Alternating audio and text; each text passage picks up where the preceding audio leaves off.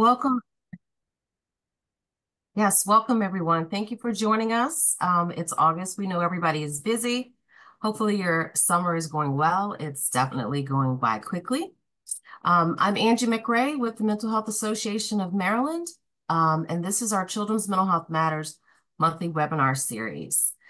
Today's topic is Why Should I Care About Play? It will be presented by Patty Stine with Pure Play Everyday Incorporated. So about this session, play is a critical and often overlooked part of the development process. Opportunities for purposeful, unstructured, requisite, and engaging play affords children a platform to develop critical thinking, collaboration, and confidence like no other platform can. During this presentation, we will take an in-depth look at the characteristics of play and how we can support children while they're engaging in it. A little bit about Patty. So Patty Stine is dedicated to helping children thrive emotionally, socially, physically, and intellectually. Throughout more than her 30-year career as a play environment designer, preschool teacher, curriculum developer, administrator, and entrepreneur, Patty has focused on empowering others to give children an abundance of playfully engaging learning opportunities. This organization allows her to bring open-ended, self-directed play using loose parts to community events and to provide hands-on, engaging training workshops for adults to help them understand the benefits and value of play for children. Patty advocates for the children in her community and across the nation through her role as a play ambassador for the U.S. Play Coalition, board member of the Charles County Advocacy Council for Children, Youth, and Families, board member and alumni of Leadership Southern Maryland, and former board member for the Charles County Early Childhood Advisory Council and the Charles County Commission for Women. A little bit of an underachiever, Patty. So sorry to disappoint, Angie. Welcome, Patty. Thank you. I appreciate it. Thank you. Well, I am very glad to get to share this time with you. And this is intended to be an extremely interactive session. So I hope that you are in a comfortable place. And if you're willing to turn on your camera and interact, we're actually going to play some together today. So when I had that opportunity to do that, I was telling Angie earlier that I always like to do in-person sessions because that gives the energy of the room where you actually feel other people in this space with you. And so in this environment, we're going to do our best to do that despite the geographic separation that we're experiencing. So I'd like to invite you now to get ready to put something in the chat because I want to do a little waterfall. So don't hit send yet. We'll all hit send at the same time. But in the chat, I wonder who's in the room. So use a descriptor that talks about your professional work, but also your role in life. And you can put as many of those items in the chat. And I'd love to see just the waterfall of how we identify who we are in our work and also in our lives, and just can add those in the chat. So go ahead and start putting it in the chat, and we'll hit send all together. So you can add those now.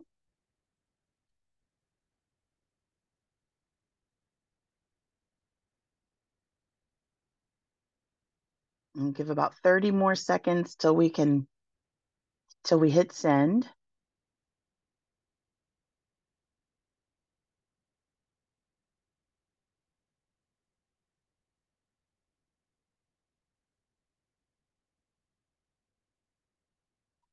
All right, so let's create our waterfall. Go ahead and hit send. Who do we have in the room? Miss Angie, if you'll read the chat for me, I'd appreciate it. Okay. Ooh, it's coming in so fast. All right. We have case manager at an Innovate shelter, school psychologist, early childhood supervisor, mom, wife, friend, early childhood special education, friend, sister, aunt, mom, wife, dog mom, mental health advocate, love to laugh, counselor, policy, trainer, nurturer, mentor, and a mom and advocate for children and seniors, mom, grandmother, crisis intervention specialist, forensic investigator, and an EMT. Thank you for your service. Father, son, teacher, mentor, and intern, full-time grad student, and daughter. All right. So we have all recognized that we have a role not only in our personal life, but also in our professional life that connects us with people. I didn't hear a single role there that wasn't actually in a relationship with another person. And so we are all connected with people, and play is one of the ways that we can actually create joy in that relationship. So I had the pleasure of serving adults with addiction at an addiction recovery house residential facility here in Southern Maryland. And one of the men that was coming to playtime once a week for an hour said this about a week before he was going to be graduating from the program.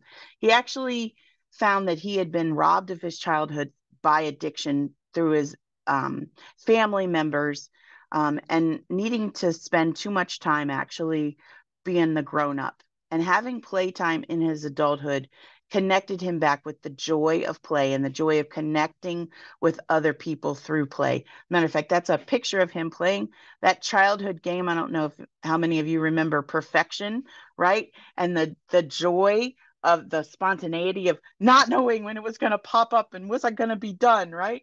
So he found not only that game, but so many others, and was able to connect with those in the program with him by being able to play those games together.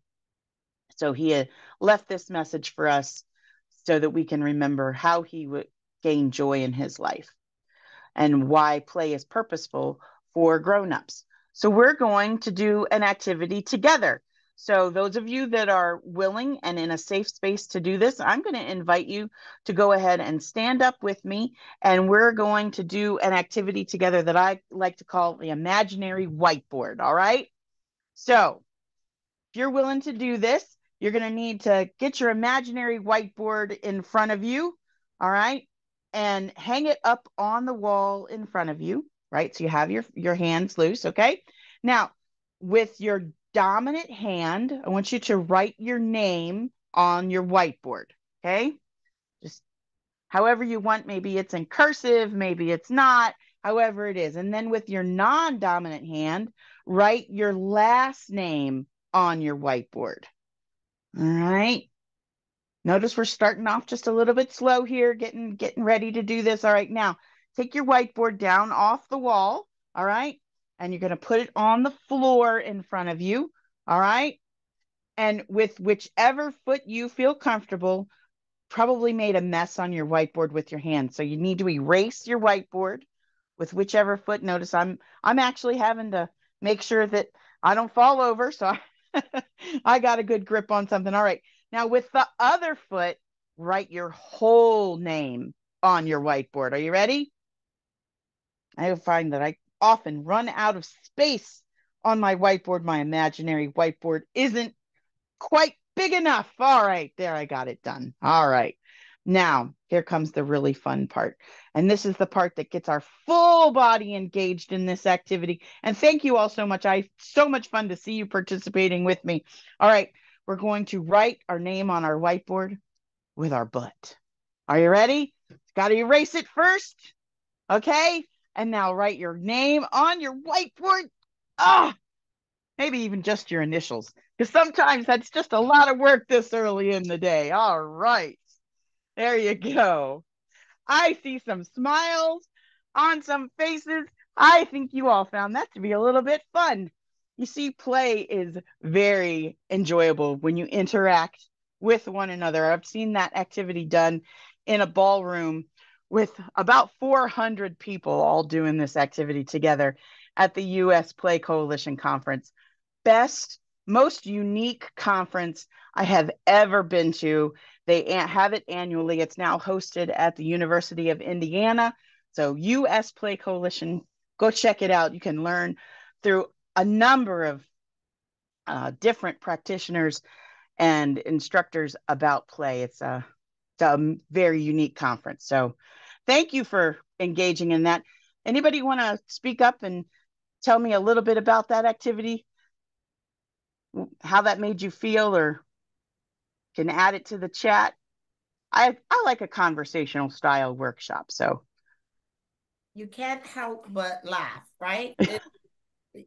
So even if you are feeling a little bit like, okay, it's one of those things that smile becomes spontaneous, that you just have to smile, especially by the time you get to the part, you're warming up, and it almost like a crescendo. So now you're using your rear end, like, okay, now, it brings that spontaneous laughter out of you. Yes. Thank you, Jacqueline. And I think it was like a bonding activity too, because all of us were able to make a fool out of ourselves together. And it's a real good, like, kind of icebreaker type of thing. Absolutely. Absolutely. A shared experience. Absolutely. So I don't know if this would surprise any of you or not, but research has actually recently been conducted to find out whether or not play is cognitively beneficial. So we know, we just experienced it, that play is emotionally beneficial, but they wanted to find out if play had any cognitive benefits in addition to the emotional benefits that we knew.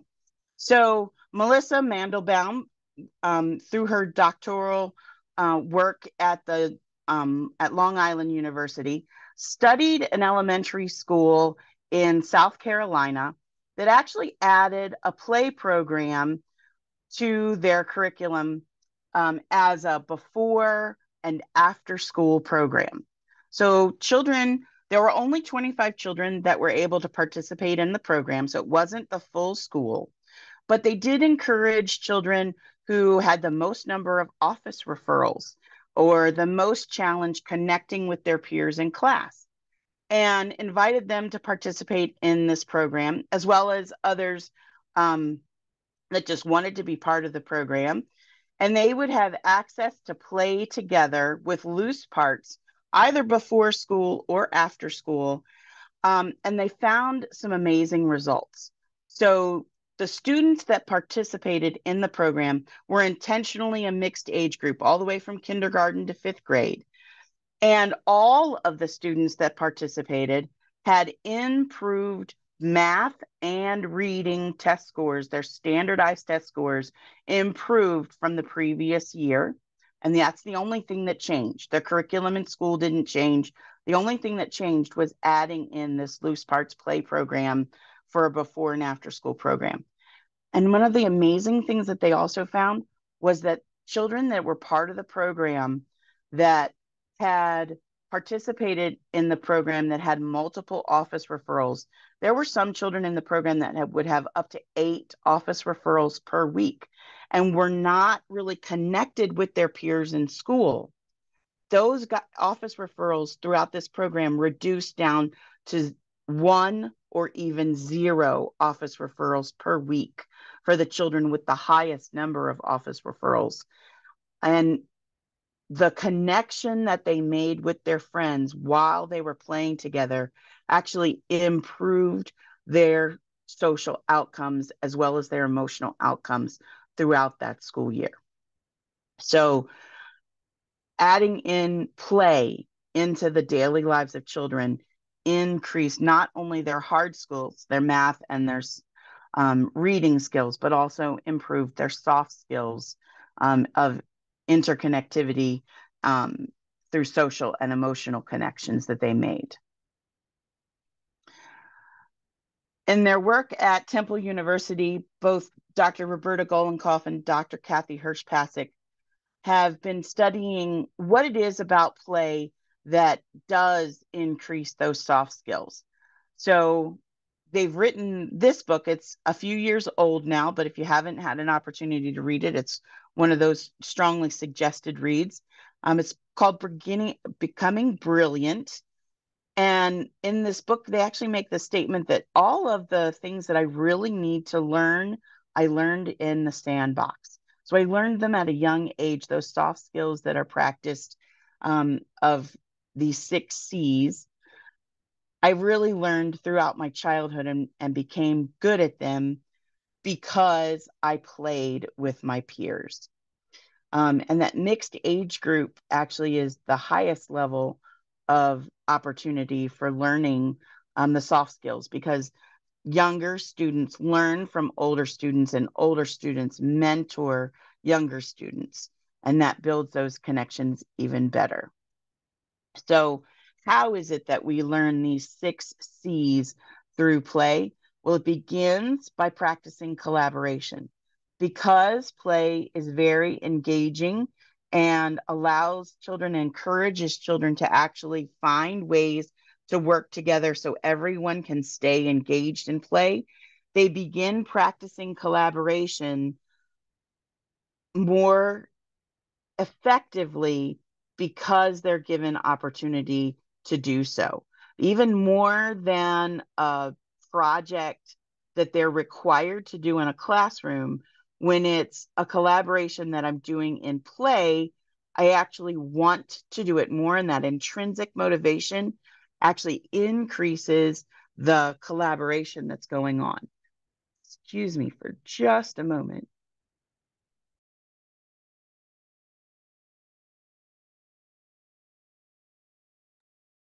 Sorry, I am still in the process of recovering from a pneumonia, so coughing still happens.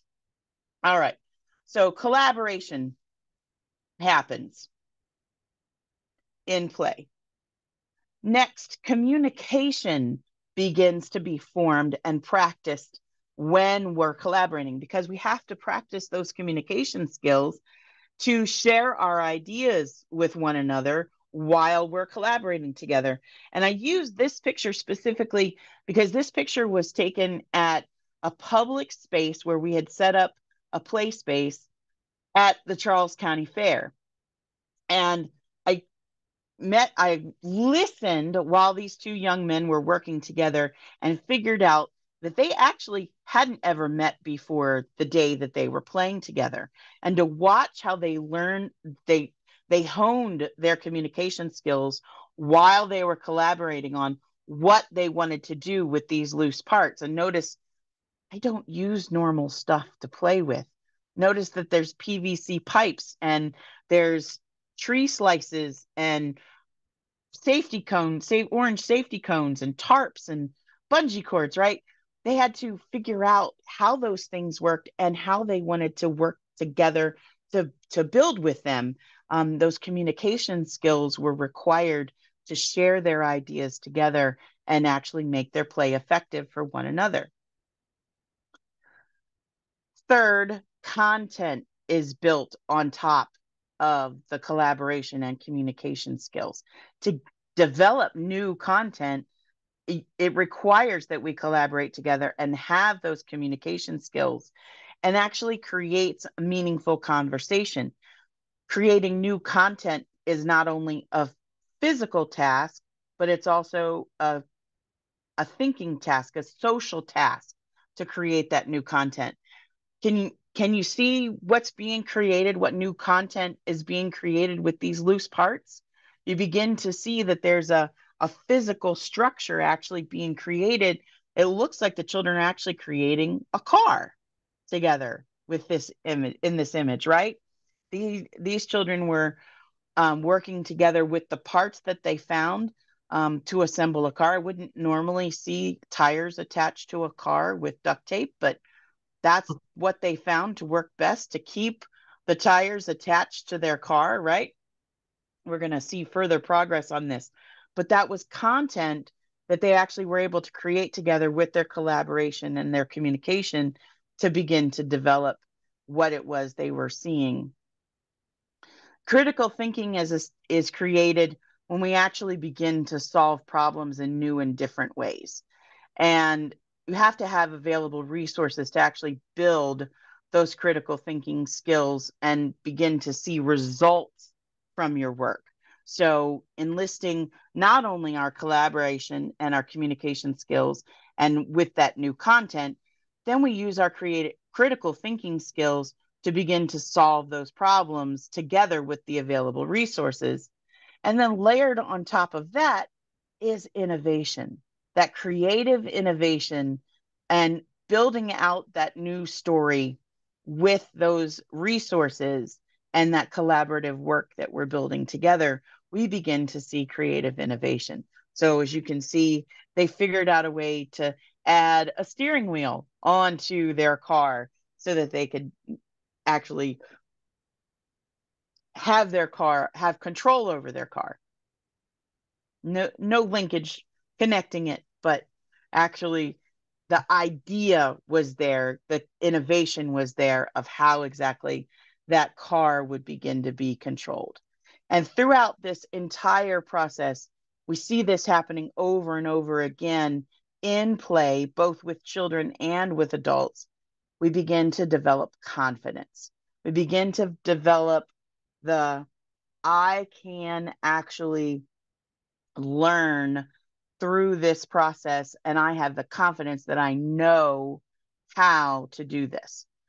And don't all of our future employers want to know that we have these soft skills where we can actually have the confidence that we know we can figure out the problems that might be put before us, and we can gain that confidence through our play. So I want to see if we can all work together and maybe build some of that confidence. So when you were invited to this webinar, you were invited to have a set of index cards. Does anyone have their index cards available? All right. So your challenge with your index cards, and please feel free to come off of mute and share your ideas with one another, because if we were in person, we would actually be working in small groups together on this project. So I want you to build a tower with your index cards, and only your index cards. Please don't cheat and use tape or staples or paper clips or anything else, just your index cards. But use your index cards to build a tower that's strong enough to hold your cell phone.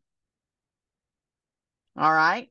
So your tower should be, if it's going to be a tower, it's probably going to have more than one layer. But can you configure your index cards into a tower that will hold the weight of your cell phone?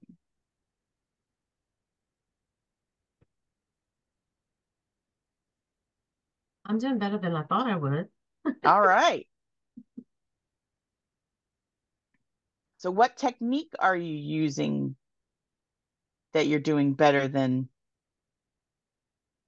Well, my foundation, I was going to try to build with 4, like a square, but I did a triangle, and so far I've got 2 layers. Okay. And then I flatten it with 2 more cards. So we'll see how this goes. All right. Have you shaped your cards, or are they just like connected together? They're just like one leaning. in, You're just like leaning into one another. Okay. So no shape. Oh, I see Jennifer shaping her cards. She's folding them. That's smart. Yeah. All right. Oh, all right. Jennifer, you got 2 layers, Jennifer? All right. All All right. right. You can't see it, Can but you use all of your index cards? oh man. How much taller can you get your tower and still hold your cell phone? Well, it depends how far I want my cell phone to fall. Well, you could even approximate it with maybe a book that wouldn't get injured when it fell, but cell phones tend to be very handy. I'm sad to report that although I built it 3 stories high, it did not hold my cell It phone. did not hold. Maybe you could change the shape of your index cards to see if it would hold.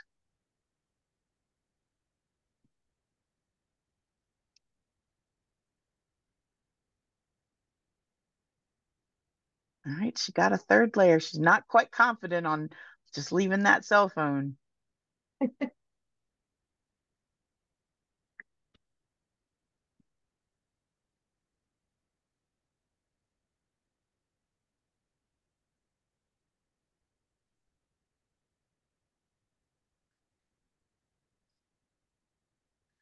So Jennifer, what if your folds had the fold portion? Hey, good job, Angie. In the center instead of in the outer edges. Does that offer more stability? Elisa's trying to show us her tower. No? I can't think of the background. Take my word for it. I'll take your word for it, Angie. I was going to take a picture, but then I realized, wait, I need my cell phone to take the picture, and then I can't prove that the cell phone.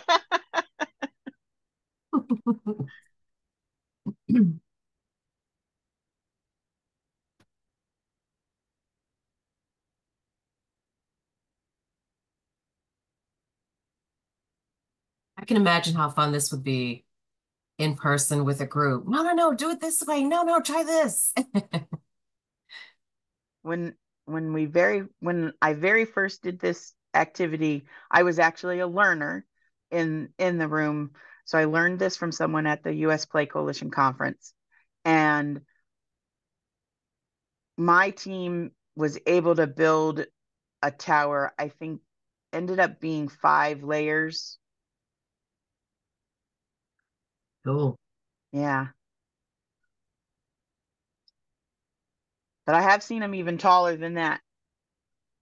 But you're right. It is more fun when it's with others working together, which is why I invited everyone to come off mute and share the experience.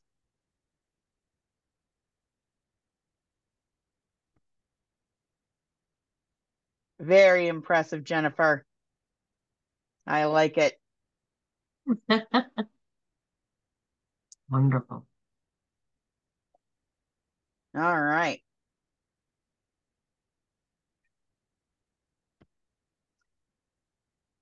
Anyone want to tell us a little bit about your experience? I was glad to get ideas from other people. And I guess that's where that collaboration comes in. And Absolutely.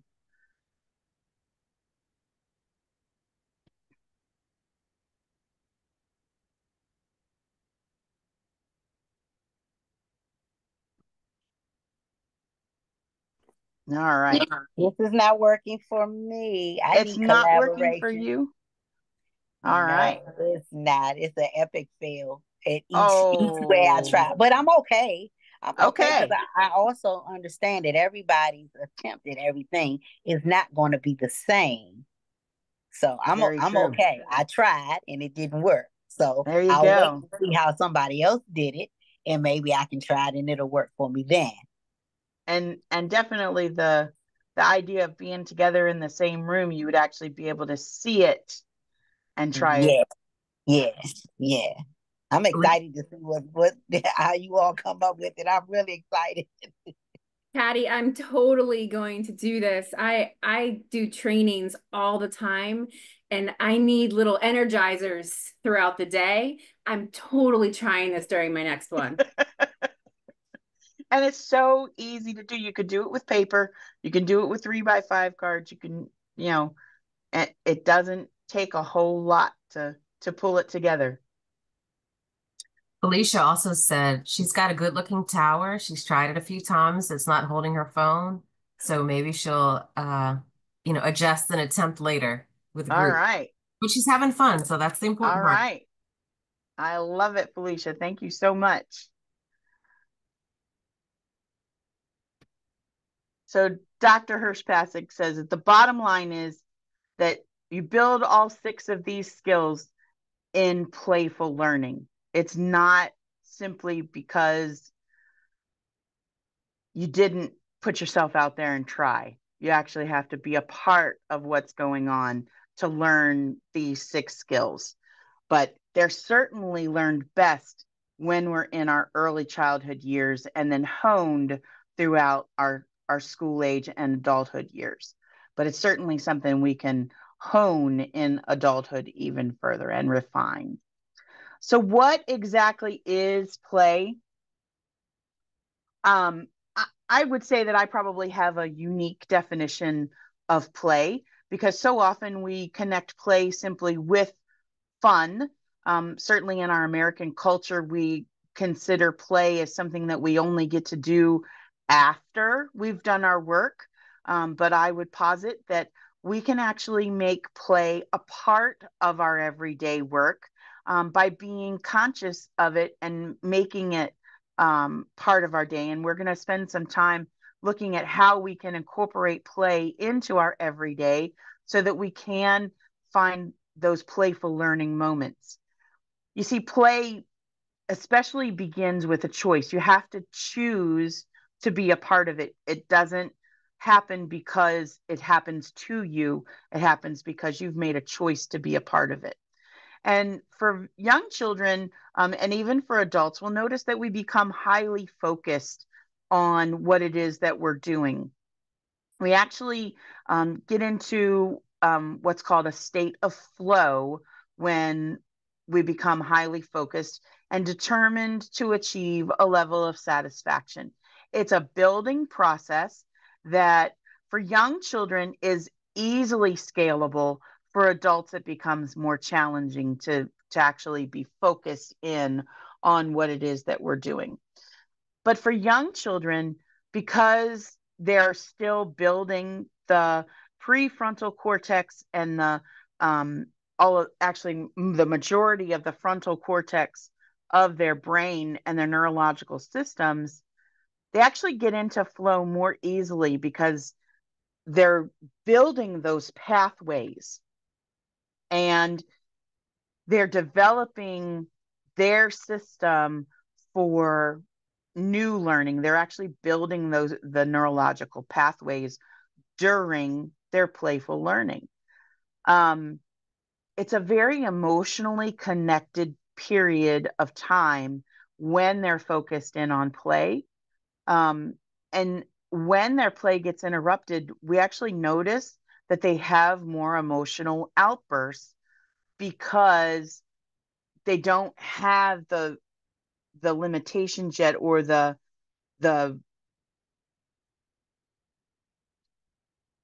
higher limbic system that actually provides that executive function to have emotional control is being developed in very young children. When they're engaged in play, they're very emotionally connected to it. And when they get disrupted in their play, either by a peer or by an adult saying it's time to stop, they have an outburst, right?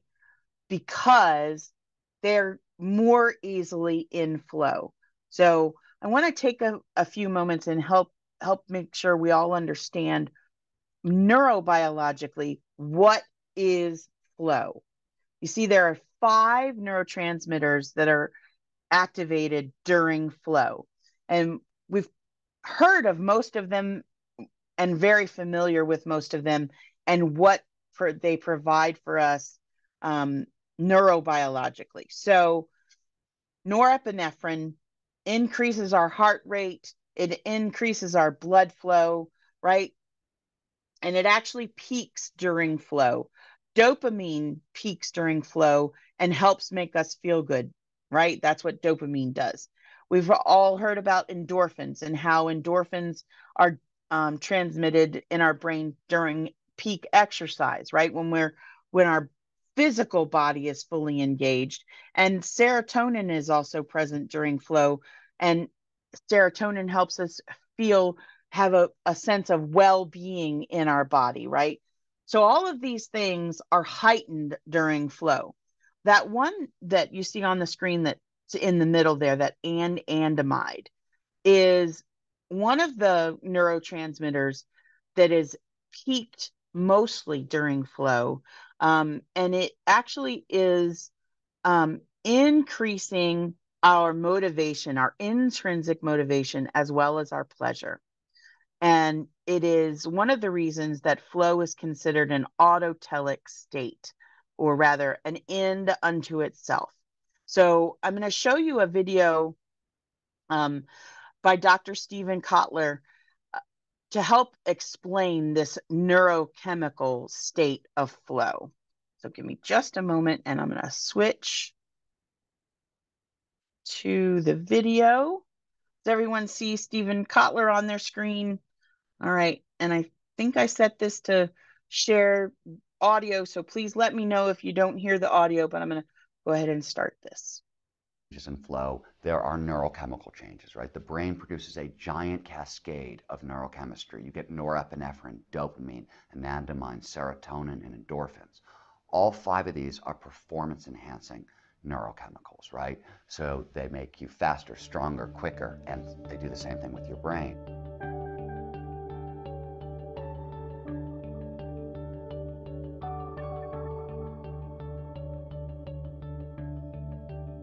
On the front end of a flow state, you take in more information, you process it more deeply, meaning you process it using more parts of your brain, you process it more quickly. There's some debate about this, but it does appear that you process it more quickly. This is norepinephrine and dopamine. So when people enter a flow state, they talk about feeling like their senses are incredibly heightened. This is the performance-enhancing aspect of norepinephrine and dopamine. Where these chemicals really come in handy is how they affect motivation, creativity, and learning. We'll start with motivation. Besides being performance-enhancing chemicals, these are obviously all feel-good drugs, right? These 5 chemicals are the most potent feel-good drugs the brain can produce. As a result, flow is considered the most addictive state on Earth. Scientists don't like the word addictive, so instead they use autotelic. When something is autotelic, it is an end in itself. What it means is that once an experience starts producing flow, we will go extraordinarily far out of our way to get more of it, which is why researchers now believe flow is the source code of intrinsic motivation. Another thing that those neurochemicals do is they augment the creative process. So creativity is always recombinatory. It's the product of novel information bumping into old thoughts to create something startlingly new. So if you want to amplify creativity, you want to amplify every aspect of that process. Again, the neurochemicals help. So on the front end of the flow state, when you get norepinephrine and dopamine, they're tightening focus. So you are taking in more information per second. So you're boosting that part of the creative process. Norepinephrine and dopamine do something else in the brain, which is they lower signal-to-noise ratios. So you detect more patterns. They jack up pattern recognition. So our ability to link ideas together is also enhanced. We're taking in more information, we can link it together. Anandamide, which is another chemical that shows up in flow, doesn't just promote pattern recognition, it promotes lateral thinking. So pattern recognition is more or less the linking of familiar ideas together. Lateral thinking is the linking of very disparate ideas together, right? So more information per second, all kinds of pattern recognition, lateral thinking, all of it surrounds the creative process and amplifies all of it, which is why, for example, studies run by my organization, the Flow Genome Project, we've found creativity is increased 500 to 700%. To give you another example, in a recent Australian study, they took 42 people, gave them a very tricky brain teaser to solve, the kind that needs very creative problem solving. Nobody could solve the problem. They induced flow artificially using transcranial magnetic stimulation to basically knock out the prefrontal cortex. They induced artificial transient hypofrontality, technically. As a result, 23 people solved the problem in record time. So massively amplified motivation, massively amplified creativity. The last thing flow does that's really important is it jacks up learning. So a quick shorthand for how learning works is the more neurochemicals that show up during experience, the better chance that experience has of moving from short-term holding into long-term storage, right? Neurochemicals, among their many other functions, one of them is to tag experiences. Big neon signs saying, really important, save for later. Because flow is this giant neurochemical dump, it massively amplifies learning. So in studies run by DARPA and researchers at Advanced Brain Monitoring in California, when they introduced flow artificially, this time kind of using neurofeedback, in soldiers, marksmen to be exact, they found that soldiers in flow learned to shoot 230% faster than normal. When they redid this study using novice marksmen, they did it with riflemen and archers, what they discovered is that the period of time it takes to train a novice archer or novice marksman up to the expert level when they're in flow can be cut in half. So Malcolm Gladwell's famous 10,000 hours to mastery, what the research shows is that flow cuts it in half.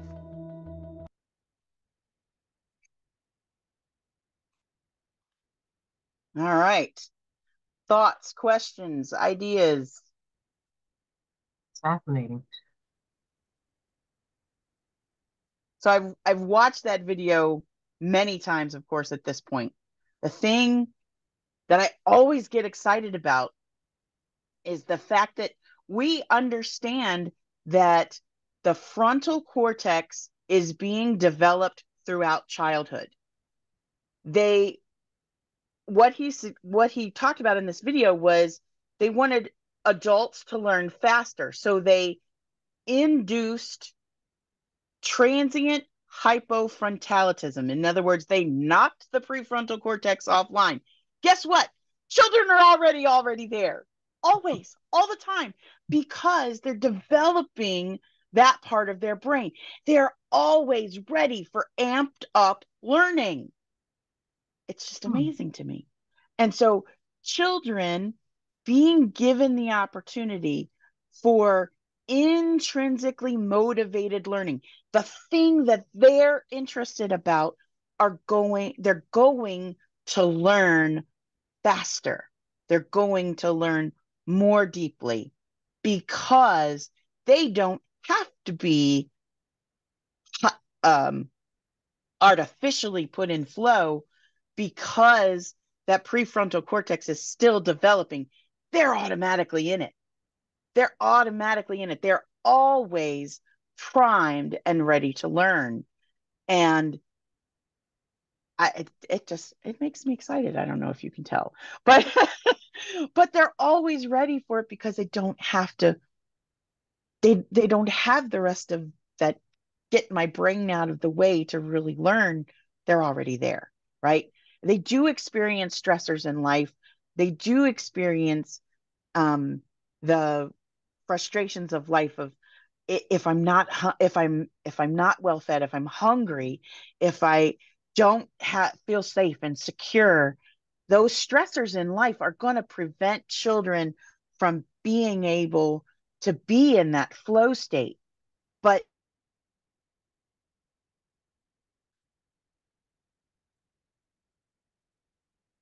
families be able to provide for their children that opportunity. And so I just, all right. You're excited. Soapbox. I am. I always get excited. I love watching that video because I so quickly understand that children are already there, and we can provide them easy opportunities to stay there and stay engaged.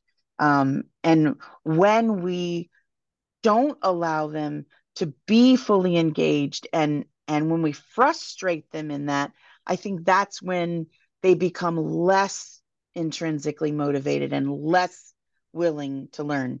So when we frustrate our 3-year-olds and our 4-year-olds of, no, you have to sit down, you have to walk in line, you have to, instead of allowing them lots of opportunities to explore the world and learn in safe environments, that's when they don't, by 6, they're frustrated and they don't want to learn anymore. All right. So that's why we get to this point of our daily stressors can actually prevent us from having those playful learning opportunities and regular life frustrations, and the perspective that play is not beneficial, right? We have that perspective pervasive in our culture that play is not beneficial, when truly it is. And this is why we should care about it, because we really do learn most when we're in that state of flow and that intrinsically motivated space of being in play. So how can we help make play a daily habit? We can do that by actually looking for these 5 things, right? So how do we do that? Well, first is we can look for opportunities to have playful moments all around us. And one of those ways is by being aware that there are playful moments all around us. So one of the ways that we can do that is we can look for those opportunities to incorporate play in our space. So let's play really quick. I want to give everybody the challenge of finding something in your space, right? Because normally I would play I Spy. So we're going to play virtual I Spy. Look for in your space. I want you to find something in your space that's pink. I spy with my little eye something that's pink. Find the pink thing in your space. Either show it to us or put it in the text box, or all right, we got some pens, we've got some flowers. Oh, look at all these pink things. Oh, very good. I have a pink French memo board in front of me. All right. Pink. So finding those playful moments, simple little things, we can find playfulness. And I noticed almost every one of you that was able to show me something pink, put a smile on your face. Simply by being able to engage in that small, playful activity. All right. The second thing is being intentional and actually intentionally finding those playful opportunities in your life, right? Being the definition of intentionality is about making small, conscious, daily decisions, right? So one of those ways is to invite playful moments into your day through a conscious decision. Does everybody know how to play tic-tac-toe? Yeah? All right.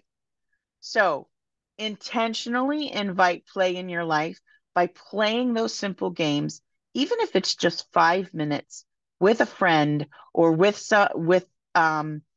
even with a device that might have a simple game on it. You can intentionally invite playfulness into your day. Then you can invite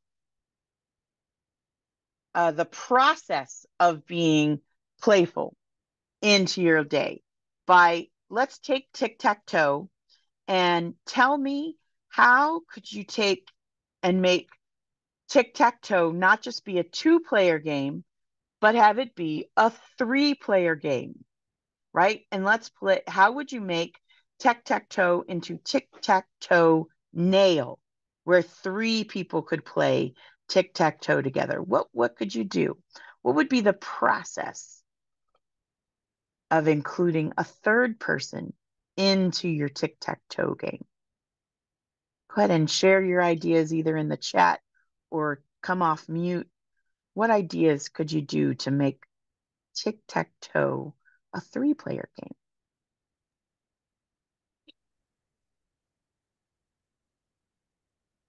Could be something as simple as having a 3rd person draw the board and cross out for you. That's very, very simple. Okay. Go ahead, Elisa. I've actually done that before, played with 3 people. And what I did, so everybody would have their own color. Okay. So, you know what I mean? So one person would have red, somebody had black, and another person may have blue. And did you keep just the 9 squares? Yeah. So everybody would just keep it and just say tic-tac-toe, it's your turn, your turn, your turn. And that's how we did it that way. Mm-hmm. Okay. Anybody else? So this thought process that you're going through of how would I do that is part of play. It's the thinking about how could I expand my playful opportunities, right? And that process in itself tends to be playful because you're doing more lateral thinking and inviting more opportunity, right? So if we were doing this in person, I would actually have 3 people play together, play tic-tac-toe, and figure out how they did it, and then share with the group how they did it. All right. So how do you make it a habit? You make it a habit by increasing those opportunities, and at least once a day. And if you do that for 3 to 6 weeks, it will actually become a habit, right? So every day you put it out on your to-do list to find a way to incorporate some play into your life. And within 3 to 6 weeks, it will become a habit of actually participating in a playful activity every day. So that's how you can make it be a habit. And Angie, I'm going to stop right here because I see that it's 12:22 and I don't know if there are questions or not, but we actually have more slides that we could talk about, but okay. Well, if you've got more, keep going. We'll go. And if we get up to 12:30 and you're still going, we'll take a quick pause to see if, who needs to go or who can hang on. But right now, keep going forward. We're enjoying it. All right.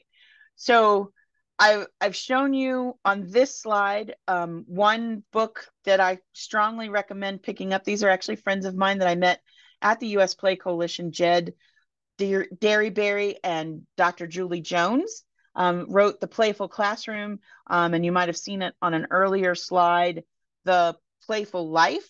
Both are wonderful resources for ideas of incorporating play, both in a professional setting, but also in your personal setting. And I'd love to introduce Dr. Anthony DeBenedette. He's written this wonderful book about how we can engage with our children to increase their playfulness, but also to help them develop their own system of ethics and practice good emotional and social controls in the context of their family life. So we called it The Art of Roughhousing. It's a fabulous book that talks about why. In the very beginning of the book, there's just about 25 pages that talks about why we should incorporate playing with our children. But then the whole rest of the book gives us how to incorporate play, this type of roughhousing play, to incorporate it into our lives as parents. So it's a wonderful resource for parents to incorporate play into their daily life. So what are some ways that you can actually, that you think the playful mindset would actually improve your life as a grown-up? What are some ways? So add them into the chat or go ahead and come off mute and tell us, what do you think that some ways of incorporating the playful mindset would improve your life? There's so much research about the benefit of joy and humor and laughter just on our mental health and our physical health. And I think incorporating this playfulness into our day will give us some of those same benefits and effects. Thank you, Jennifer. A couple people in the chat also mentioned stress reliever, taking things less seriously. I completely agree with that. It's a little respite away from the day. Dee Dee says it allows you to be childlike and forget all the adult things for just a little bit. Completely agree. Absolutely. Better work-life balance, decrease stress, pause to connect with others. Would having a playful mindset improve your professional life in any way? Would it offer the ability to have better connections with clients or with coworkers?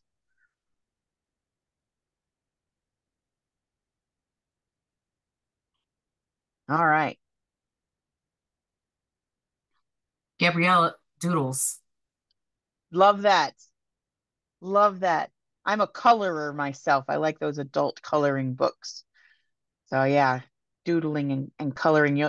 If you happen to pick up the Playful Life, you'll actually see that Jed and Julie are both very strong doodlers because their books incorporate a lot of their doodles. So love that. One more thing, Patty. Dwayne says, teaches you how to lighten up. It also become relatable to a younger group. I guess reclaiming that childhood joy. Absolutely. Absolutely. So this quote from Dr. DeBenedette's book, the full quote is on page 14 in The Art of Roughhousing, that when a child and a parent roughhouse, they activate various areas in each other's brains, including the pathways for motor coordination, creativity, emotional attachment. This coordinated activation builds the brain cell connections, which is another way to say that it builds intelligence. You see, Dr. de Benedette actually used affective neuroscience to learn more about that brain cell connection. By studying animal models, Dr. Panksepp actually learned more about how rats learn through play. Dr. Panksepp, in his book, Affective Neuroscience, recommends that schools use rough and tumble play as a reward for, or even as a warm-up to learning. Children might focus more if offered the chance to roughhouse, much as rats will learn a maze just for the chance to wrestle with other rats. Panksepp also suggests a novel program to prevent and treat ADHD. Lots and lots of rough and tumble play, not just to let off steam, but to rewire the neural networks in charge of attention span, motivation, persistence, and reasoning.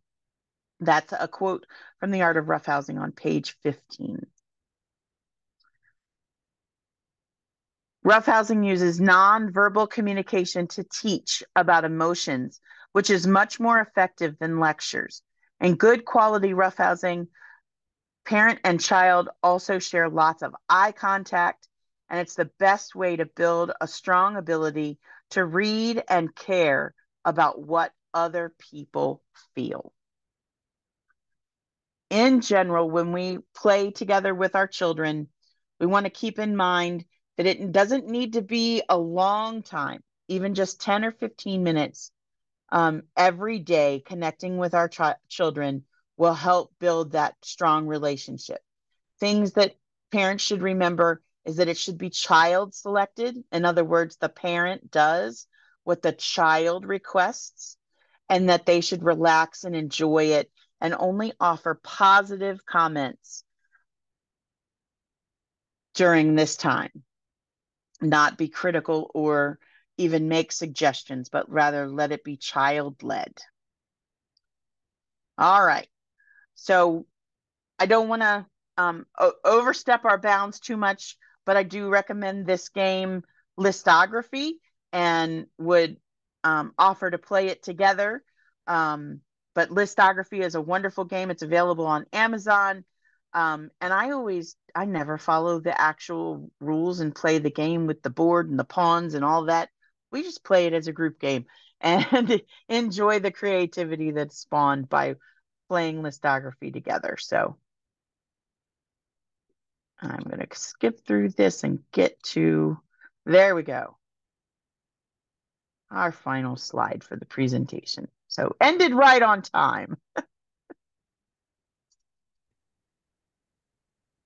It is 12:30, but Patty has agreed to stay on if people do have questions or just, want to make a few more comments. So I open the floor now for anyone who has questions for Patty.